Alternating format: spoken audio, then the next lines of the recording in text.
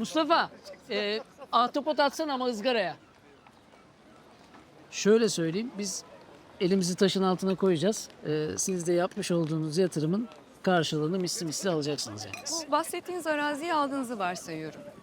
İmar izni nasıl halledeceksiniz? İhsan abi, sağ olsun o da kırmadı geldi bizi. O iş onda. Arazi aldıktan sonra iş bizde. Merak etmeyin. Bu arazi sanırım babanıza aitti değil mi? Aynen öyle, bizim arazimiz. Babamla da zaten bir konuşmama bakar. O zaten küçük bir araziydi. Zeytinlik için kiraya verdiği atıl bir araziydi orası. Ondan sonra zaten projeyi kendisi de gördüğü zaman babam, değil mi İhsan abi yani? Bayıla bayıla kabul edeceği bir proje. Kılıç gelsin, bunları zaten detaylandırırız. Oradan yana bir sorun yok. Kılıç Bey'in kendisi nerede acaba?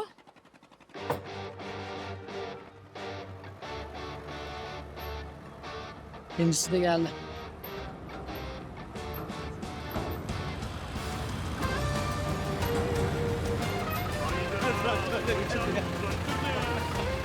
Şundan denediniz mi Mevsim Hanım? Biliyor musun lan sen kullanmayı? Hallederim abi. Hadi bakalım. Vay öğrenciler. Eyvallah. Ne yapıyorsunuz? Eyvallah. Gezdireyim size bir ara. Ha? Hadi afiyet olsun. Sağ ol. Kılıç Tutuncu, çok memnun oldum. Ortak. Ortak. İhsan babam. Biz bayağı yol kat ettik. Nereye vardınız? Biz otel inşaatını bir şirketle ortak olarak tamamlamayı planlıyoruz. İsim hakları, sponsorlar hepsi dosyada var zaten. Yaptığımız fizibilite çalışmasına göre de 10 yıl içerisinde yaklaşık olarak yatırımımızın karşılığını alacağız. Tabii bu süreçte tesisin yönetimini de profesyonellere bırakacağız. Abi konuşamayız belki sonra. Sen benim için annemle babama bir orkide yaptırır mısın? İçine yazılacak notu da yolluyorum ben şimdi. Öptüm. Kapasana abi şunu. Ekranda kilitlendi de. Abi konuşamayız belki sonra. Sen benim için annemle babama bir orkide Kapatmaya çalışıyorum zaten de ekran kilitlendi. Siz devam edin abi. İsim ne isim?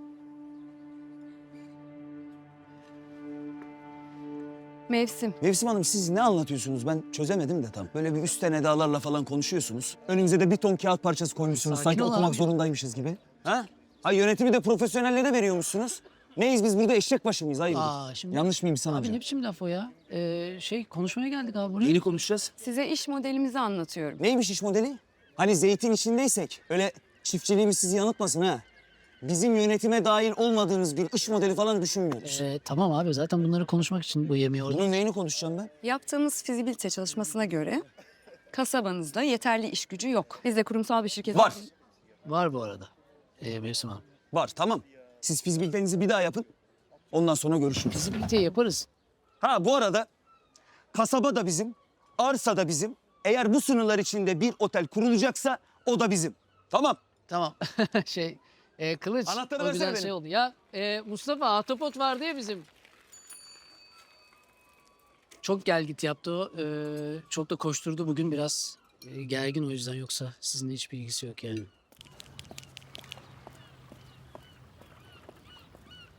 Kılıç. Kadın senle insan gibi ticaret konuşuyor. Sen masayı devirip kalkıyorsun. Ya kim ki o kadın? İhsan baba öyle bize yukarıdan bakıp ne yapacağımızı falan öğretmeye çalışıyor. Masada ben de varım oğlum. Tamam da duymadın mı ya? Ekart etmeye çalışıyorlar bizi. Neye sinirlendiğini ikimiz de biliyoruz değil mi?